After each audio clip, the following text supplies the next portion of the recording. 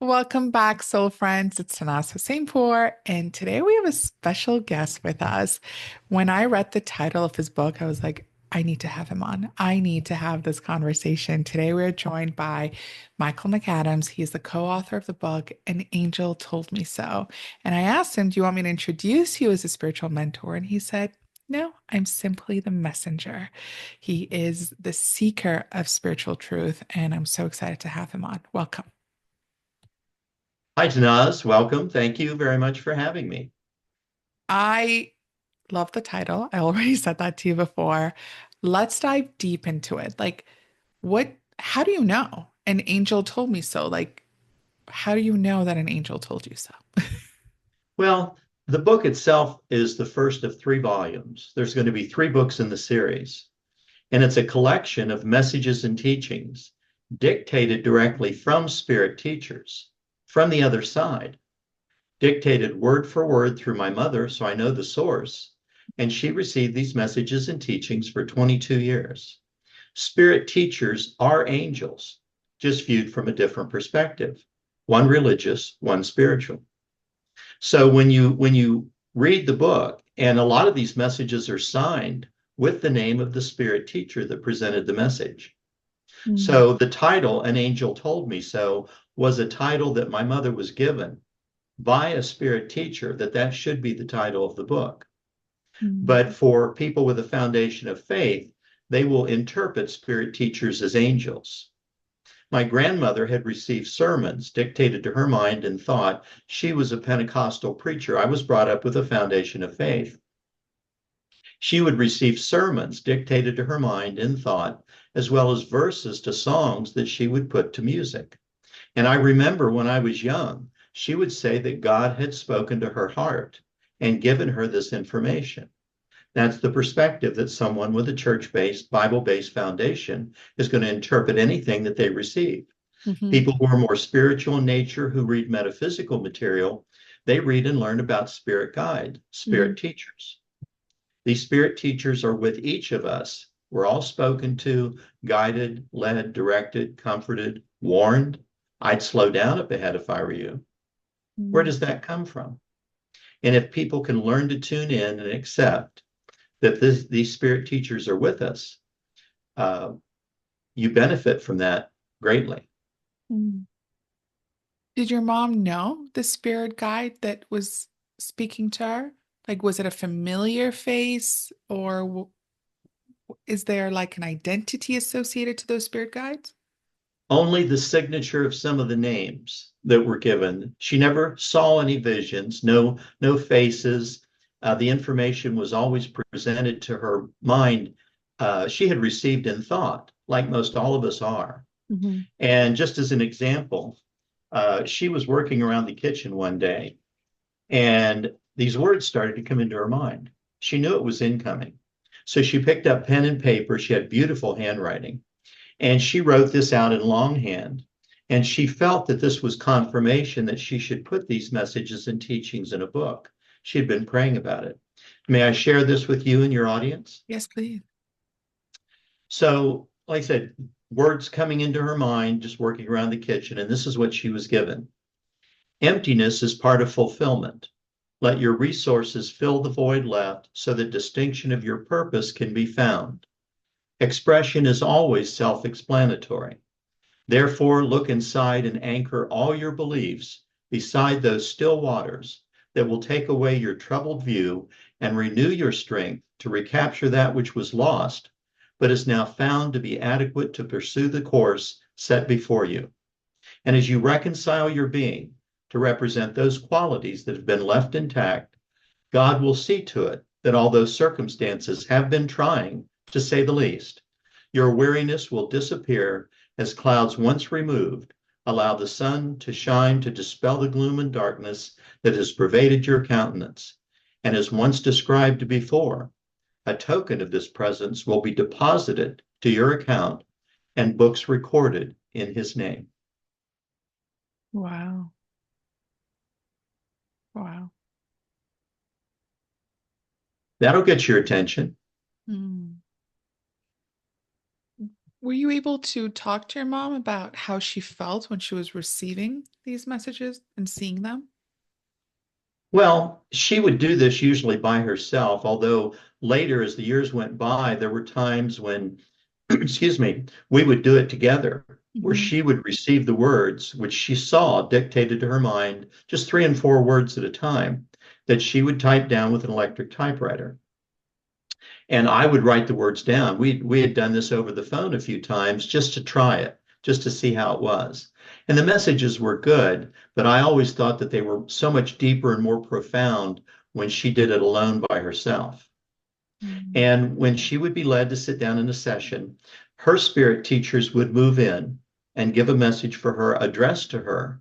And then my spirit teachers would move in and give a message addressed to me. And it would take her 3 to 4 hours with a little break, between the two to receive these messages and teachings. And as the years went on, it's like they started spreading the word on the other side. And higher teachers started moving in, giving even deeper and more profound teachings. Mm. I'm curious, the first time she received the message, um, how did she respond to that? Because I know you mentioned that your grandmother had also received messages, but it was more faith-based. Um, Right. what was the experience? Was the experience different for your mom? Well, my mother said that she had received all of her life, Hmm. even when she was young.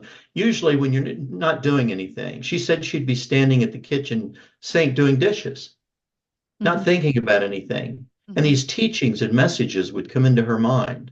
She didn't write any of it down at the time. She was young. But when it got done, she would look up and say, "Well, that was really good."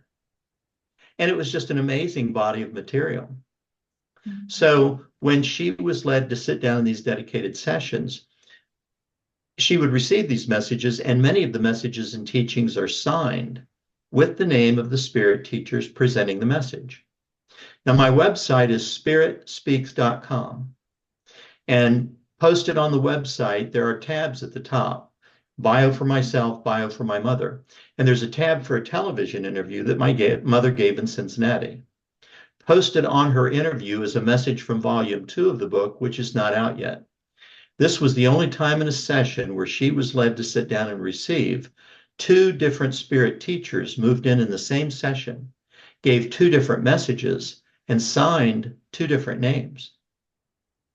And it was obvious that the second teacher was a different teacher than the first because the whole cadence and phrasing of the message is different. The first teacher's message is a little more than a long paragraph, deep, profound. But the next to the last line of the message is the line that'll make you sit up and take notice. And he says, "There are others here who wish to make themselves known to you, so I will step aside for this time." My question is, who are the others and where is here? What do you mean there are others here? Where are you in relation to this relationship, to this spiritual, to this physical plane that we're on? Hmm. So they really are celestial beings, if that's a preferred term, Hmm. from a spiritual realm with it, which exists on the other side of this physical plane. Hmm. And I tell people, I said, there is no death. We never really die. It's just graduation. Yeah. We ride around in these bodies the way we ride around in our cars. And when we cross over into the spiritual realm. And we're Hmm. separated by a veil, a vibration, a frequency. We really don't know what that separation is, but Hmm. there is two-way communication between the spiritual realm, our spirit teachers, and our physical beings in this physical plane. Christians, religious people will reach out and communicate with prayer Hmm. in thought, and then you should expect an answer. Hmm. So this message that was received by this teacher, he moved out of the way. A second spiritual teacher moved in, gave a page and a half, single space typed.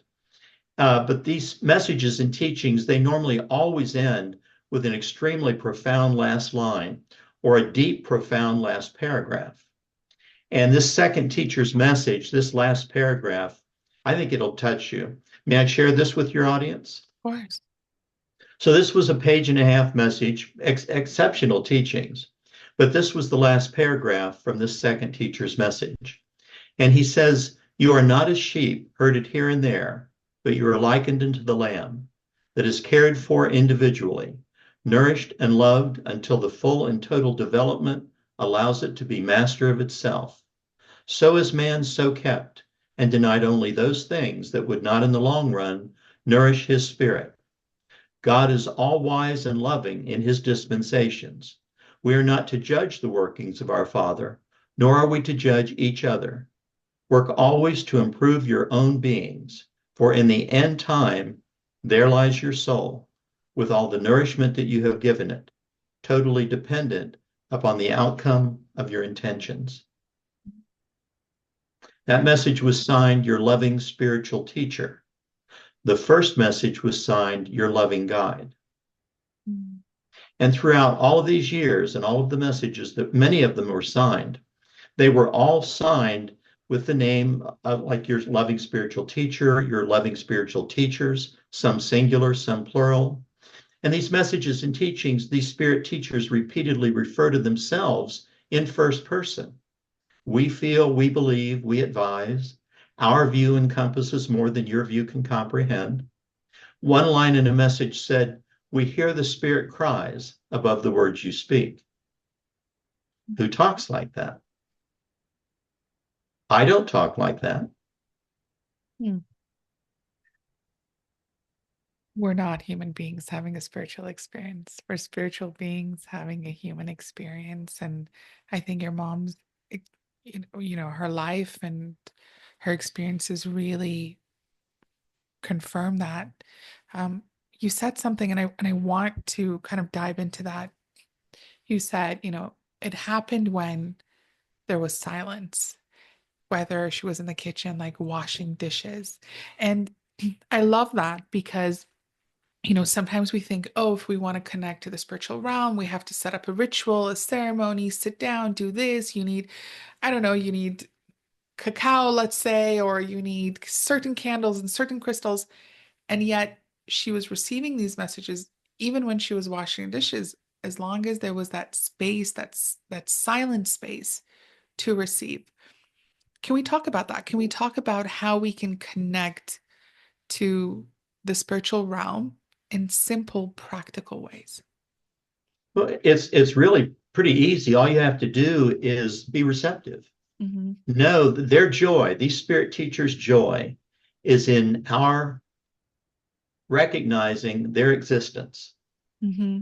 And if you're just open to any information, guidance, direction, or support that will be made known to your mind, uh, usually you're riding in the car, radio turned off, not thinking about anything.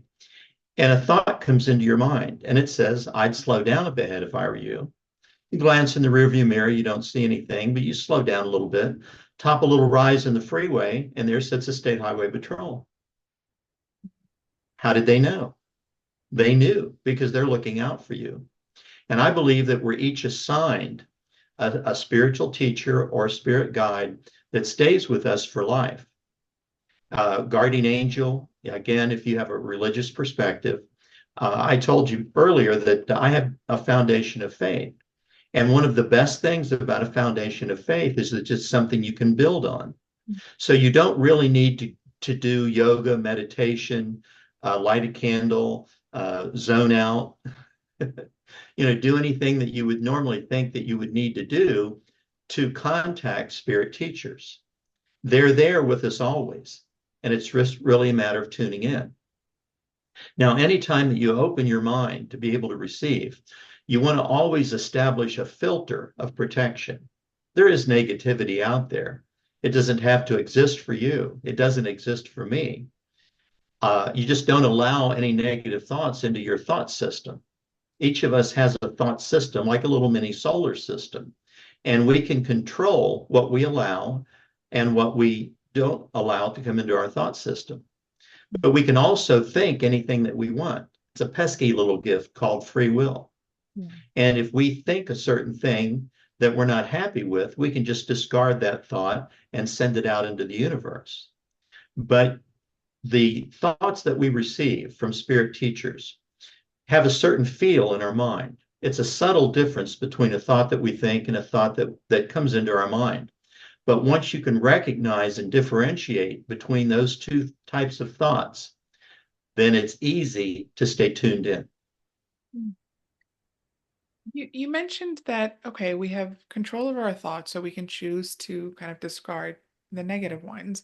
But when you were talking about that filter of protection, how does that apply to energy? What about like negative energies that are perhaps coming our way? Um, could could we filter those? Well, I believe that if you have a positive attitude Mhm. and you are only acceptance of positive energy, positive messages and teachings, it's not a Pollyanna attitude. It's not doesn't mean that you're not going to have a flat tire. Mhm. Doesn't mean that you're not going to, have car trouble. Doesn't mean that things are not going to or may not go perfect for you. Mhm. But you just know that you're not alone. And I think that's the biggest message with these teachings. In the book, An Angel Told Me So, these messages and teachings were given to my mother and to me in these dedicated sessions. But it's like they're woven with a universal thread. And everyone who has read these messages have said, well, this sounds like what I'm dealing with. This sounds like they're talking to me. And I tell people, I say, when you get the book, read each message once as it was given for my mom and given for me. Then read that same message again as if it's being presented for you and see what hits. It's amazing what hits. Mm. That interconnectedness, um, really, and that interconnectedness, and that exactly as you said, like we're not alone.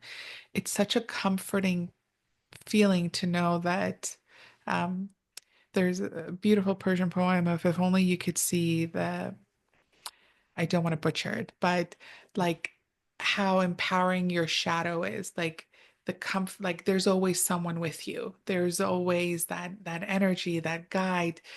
Um, and in a world that we are really dealing with a loneliness epidemic right now. I was just in Southeast Asia doing research on that, and the role that faith can play and nature can play in helping us overcome that. And books like this really just, I don't know, it's like a warming feeling on your heart that you're not alone. When I was first looking for a publisher, I was on a number of different publisher websites. Mhm. One of the websites asked questions about your work. One of the questions was, what makes your material unique? Why would anyone want to read this? Great question. And I'm sitting where I'm sitting right now on my computer. I didn't really even ask for an answer. I just relaxed my mind, and an answer started to be dictated to my mind. It was 12 lines long, and I just typed it down. When it got to the end, it stopped. And may I share this answer with you and your audience? So the Please, question please was, do. what makes your material unique? And this is the answer that I was given. The uniqueness of any material is in the manner in which it touches the soul. An open and searching mind pulls the soul and the body in which it inhabits onward and upward with hunger and determination in its quest for spiritual nourishment, ever mindful that the path upon which we walk is the path toward God. Lives lived, experiences endured, goals accomplished, and loved ones lost are all encounters upon that path. Strive always for the highest possible communication with our Heavenly Father. Believe in yourself as the Father within you is guiding, leading, directing, and comforting you upon this journey that we call life. Blessings be upon you as you walk your chosen pathway. Wow. I mean, it's obvious that it's a message received. It's so particular, so specific, so the wording, the tone. I didn't come up with that. I said thank you. But if I would come up with my own answer, it would be a different answer. It might sound pretty good, but nothing nearly like that. Mm. And that's how close that these spirit teachers are in real time. And we're all connected with these spirit teachers. Mm. First sentence, I think second sentence, you mentioned we all receive them. And I think that's so super important to also talk about of spirit guides don't discriminate. Like everyone can have access to it. Everyone can be open to receiving it. It's just your free will. Do you want to receive it? Mm. And we can go through life. I mean, a lot of people go off on tangents, and we can go through life and doing what we want, based on either emotions or desires, selfishness. Um, but we have that help. And depending on where we want to end up, um, not heaven or hell, but in the spiritual realm, to move forward, to move on. There is an outstanding movie. Have you ever heard of the movie Defending Your Life? No. You should take a look at that, and I'll share that with your audience. Uh, it has Albert Brooks and Meryl Streep. It's an older movie. It's called Defending Your Life. I don't want to give anything away. And another movie in that same vein is a movie called Always, that has Richard Dreyfuss and Holly Hunter in it. These are both older movies. But the Defending Your Life, it's so old, I have it on videotape in the original box that came with it. And it's talking about the movie itself, and it says the true story about what really happens when you die. Mm. And like I said, I tell people, I said, there is no death. We never really die. It's just graduation. We ride around in these bodies the way we ride around in our cars. It's just a vehicle to negotiate this physical plane. And look at the children born to Bill Gates and Steven Spielberg. They'll want for nothing. Granted, they'll have their challenges, but that kind of wealth and connection makes all the difference in the world. And then you have children born to alcoholic fathers, drug addicted mothers, abusive parents. I mean, you could be born in China, North Korea, Iran, anywhere on the planet. Is it just random? Is it just luck of the draw? Did Bill Gates and Steven Spielberg's children win the lottery and we didn't? Or are we assigned to a certain set of parents in a certain social station for whatever it is we're supposed to learn in this lifetime? And if you're open to that, then you're open to reincarnation. Yeah. Yeah. You know, when I was studying spirituality, and I've been studying it for over 15 years, that was one of the first lessons that I was taught is you chose your parents based on what your soul needs to go through, to evolve, to transform. And I'm not gonna lie, it was a hard um, concept to grasp at first, and I know a lot of people struggle with it. And but for me, luckily, I was raised, luckily, but I chose to be raised in a family that is pretty spiritual. So whenever I would complain to my parents would be like, "You chose us." I'd be like, "Oh God, now I can't even say anything to you." But um, yeah, so that belief really, it empowers you to realize that okay. For me, that belief is empowering and it also gives me a sense of accountability. So I'm curious, like, what does that belief do for you? How does that shift the way you see life, death, and reincarnation? Well, it's not like nothing matters. You can't say, well, I'm going to get another chance. Nothing matters. But because I was brought up with a foundation of faith, Pentecostal church, they're big on heaven and hell, and Mm-hmm. most religions are.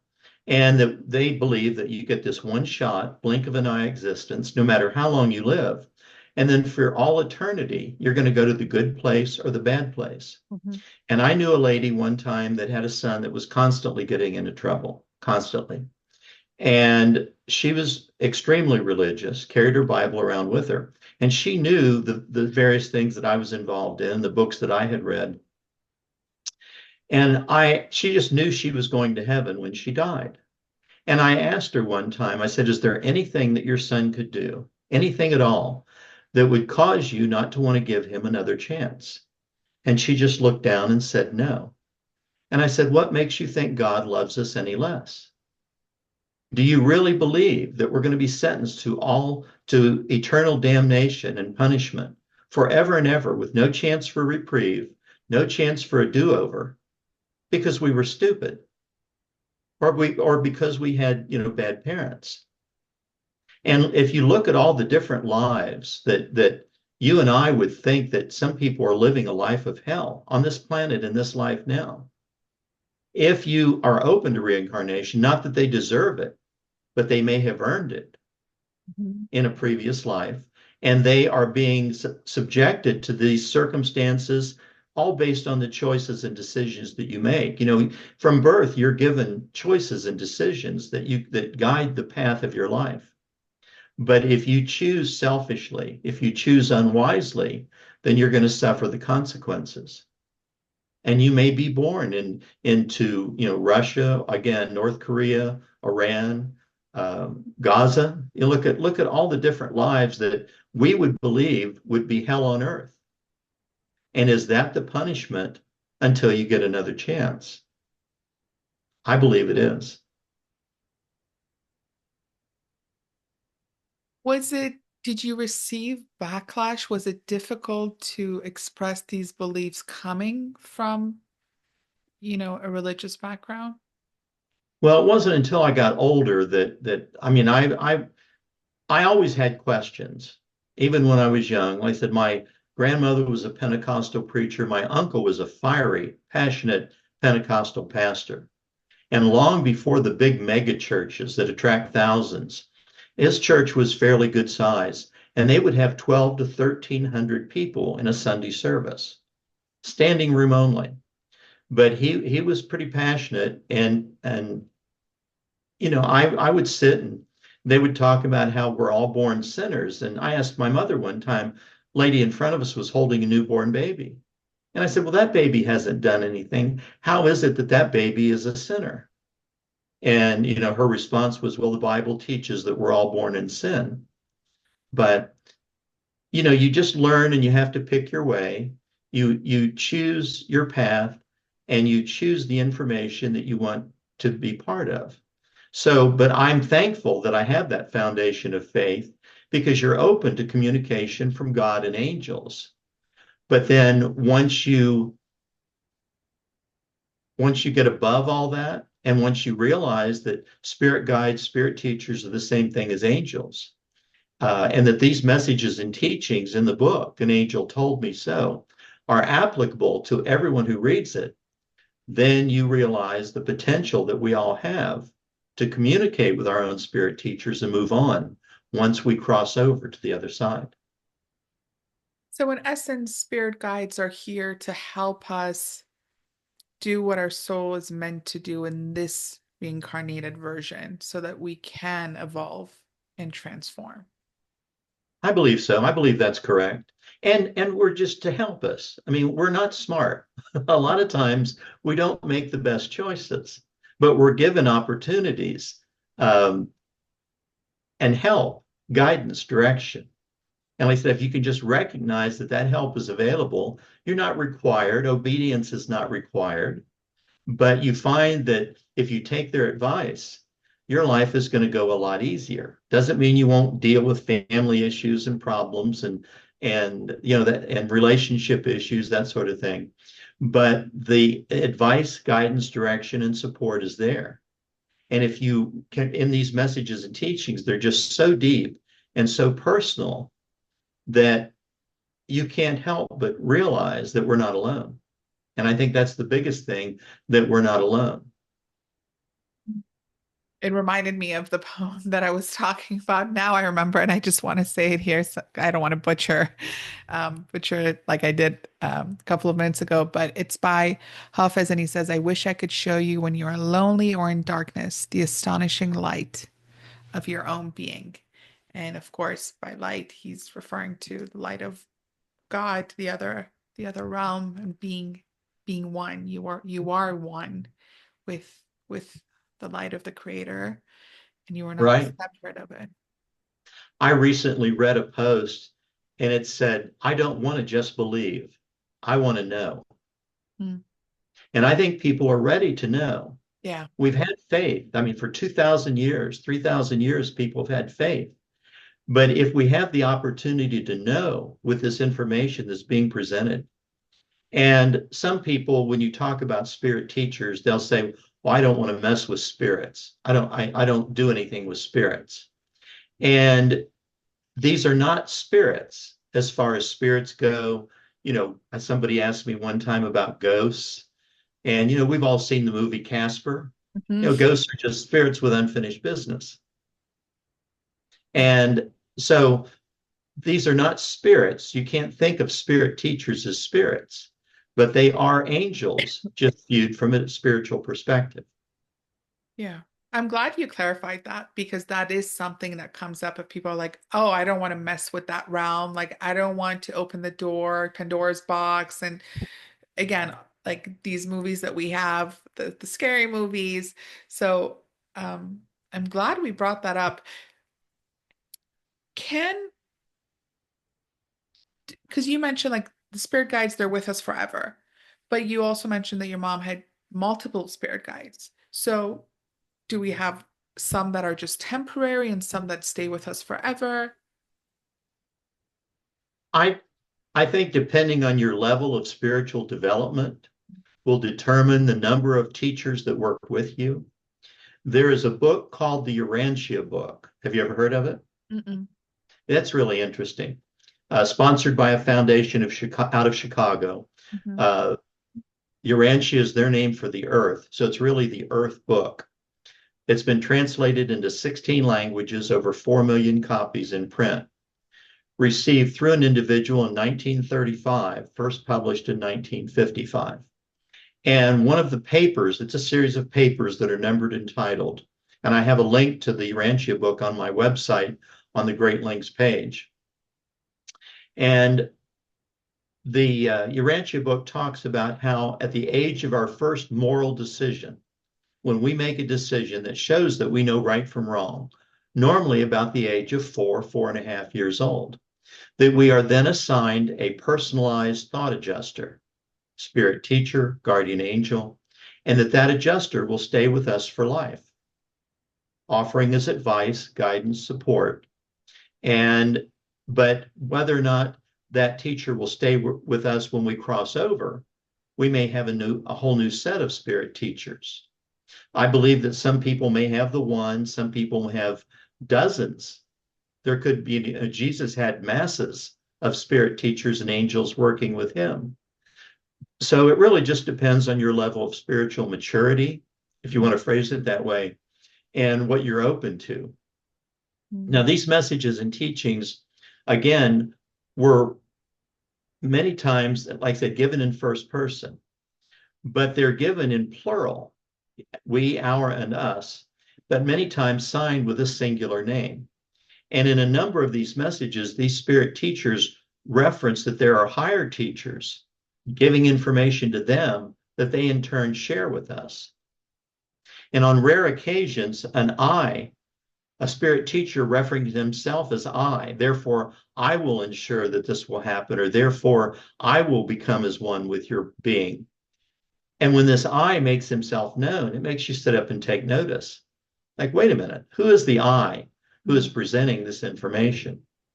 And there was a message in I think volume 2 of the book, where my mother was she had received about a page and a half, full page, single space typed. And she stopped right in the middle of the message. And she said, who is the I and the we that's presenting this information? And they congratulated her for asking and then gave her an answer. And it was 2 paragraphs, half a page long. Pretty deep, too long for me to get into right in this interview today. But it was an amazing answer. So they were willing, they congratulated her for asking the question, and were willing to give an answer that I thought was deep and profound. And that'll be in volume 2 of the book. So curiosity is also a great trait to have when communicating with the spiritual realm, right? Oh, I agree. And they'll take a quiz. The Bible says test the spirit. And these spirit teachers have no problem taking a quiz, ask for information, and the little things. There are people that believe they have a parking spot angel. Mhm. And when say you're going to a mall, a big local mall around Christmas time, you're dreading it, you know it's going to be packed. You don't want to go, but you have to. And you pull into the mall and you're on the road running parallel to the mall, and you think, I'll turn down this aisle and see if there's a spot. And a thought comes into your mind and it says, go up 2 more aisles and make a left. You're obedient. What have you got to lose? You're just looking for a parking place. And so you make a left 2 more aisles up and you're driving toward the mall. No spots, no spots, no spots, no spots. You get almost to the end of the aisle, 3 cars back, a car backs out, and there's your spot. Mhm. How did they know? I mean, they knew. And they were willing to help you out to help you find the spot. Mhm. And that builds confidence. All those little things that happen build confidence. I was down in Florida doing a book signing and a presentation at Casadega. I had talked to you about Casadega earlier. It's the largest spiritual and psychic community in Florida. And where I was staying, I got talking to a lady. I always share this information that I'm involved in. And she said, that happened to me. And I said, what do you mean? She said, well, I was going somewhere. I-95 is the main interstate down that area. And she said that I was had an appointment. I had to go somewhere. And she said, I just thought I'd jump on the interstate and take that route. And she said, she was in the car driving. And she said, a voice from the back seat spoke and said, don't take I-95. And she said it was so real, she looked around. There wasn't anybody there. But as she approached the freeway, she saw that traffic was moving just fine, no problems. So she got in the right-hand lane, stopped at the light just before the entrance ramp, and was sitting there waiting for the light to change. And this girl drove into the back of her car and rear-ended her car really hard. It was a girl on her cell phone. And if she had listened and accepted their recommendation, she wouldn't have been in that lane. She wouldn't have been getting on the interstate, and she wouldn't have gotten hit. And she was hurt. It took her a while to recover. And those things, like I said, we're not required. No obedience is required. But if we're offered the guidance, and like I said, feel free to test it. Try it your way and then try it their way. See which way works out the best. I'm so um, happy you mentioned this because you're like parking spot angel. For the past 15 years, it started as a joke, but I kept telling everyone I have a travel angel. Wherever I go, I'm safe when I travel. And it started because I was doing this Euro trip with my family, and every like city or country we would leave, something bad would happen there. I remember that was like during the time of ISIS, like ISIS went into Frankfurt. There was like a train accident right after we got off the train. There was like weather, natural disasters. And so that started as a joke. I was like, oh, wherever I go, like right after I leave, like I'm protected. And I love how you mentioned like it builds confidence because over the years, this is something I've accepted. I always like I used to be a type A planner. I would plan like 4:07, like you will wake up like to that extent. And I'm releasing myself. I'm like, no, like you have protection. Just listen to the insights that are coming. So I don't plan so I can be flexible and be like, I'm changing my plan. I'm going here instead. And I was just in Southeast Asia and again, no planning. And I would keep making changes. I'd be like, no, we're going to change the plan. We're not going to go here. I have a feeling I'm having this insight that we should go somewhere else. And when we would leave, my husband would be like, oh my God, there was just a flood. Like it just happened when we left. And it really is that. It builds confidence of knowing first you're protected and listening to it and not going like, oh, it's like mumbo jumbo. No, if you're hearing that voice, and some people like your mom would see it, some people hear it, some people sense it, some people smell it, trust it. Trust it and it be like you accept it more and more as time goes on. You are really connected. You are My connected. travel angels love me. Well, it's yeah, and there's like I said, there again, spirit teachers, angels.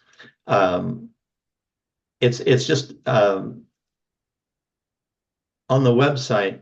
There is a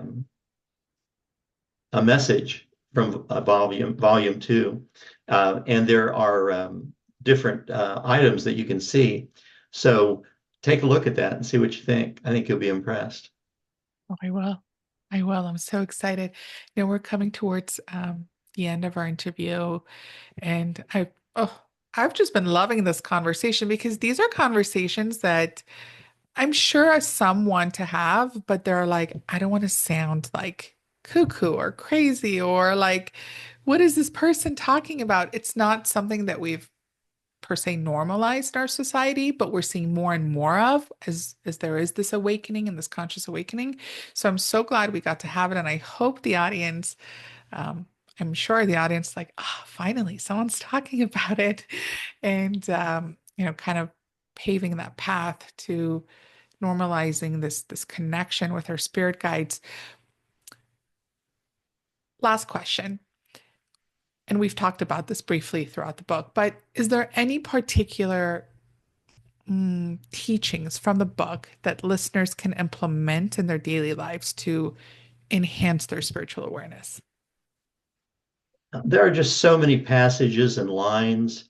I received a message to me, and one of the lines said, "Blessed is he who remains always in understanding of his calling." Mhm.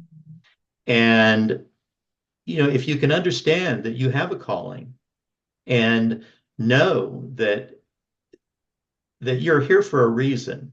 I don't think we're assigned to these lives and assigned to the certain set of parents um, without any intention of what we're supposed to learn in this lifetime. So, like I said, there's just too many. Nothing comes to my mind right now because it's such a tremendous body of material. But I know that everybody who's probably nodding along with you when you were explaining about how you were protected and these things happen, they're going, yeah, that's happened to me. That's happened to me. And I'll bet that a lot of people are going to enjoy this interview because they're saying, hey, I'm not the only one. Yeah, I'm not the only one. yeah, So I hope that people will decide to get the book and allow these messages and teachings to apply to them. The book is available on my website, spiritspeaks.com. It's available at Barnes and Noble, their system. You have Barnes and Noble yeah. where you're at? It's on Amazon. Um, it's just available pretty much everywhere. Ingram is my national distributor, so any bookstore wherever people live, they would be able to go to their local bookstore and they could order it for them. Amazing. Amazing. Thank you so much, Michael, for sharing your story, your mom's story, um, your grandma's story. It's so inspiring to hear, to be in your presence. And thank you for sharing some of those passages, like mm, deep, really deep content. I think it's one of those interviews that you need to listen to a couple of times, and every time you're going to get something different from it. And I'm sure the book is exactly like that. It's like exactly as you said, read it once, um, as if the spirit is speaking to me, as if the spirit is speaking to my mom, and then speaking to you, and the messages are going to be different. So thank you so, so much for sharing. And I will leave all that information in the show notes so the audience can access it with more ease. Thank you, Tanaz. Thank you for having me. Thank you, everyone, for listening. Speak soon.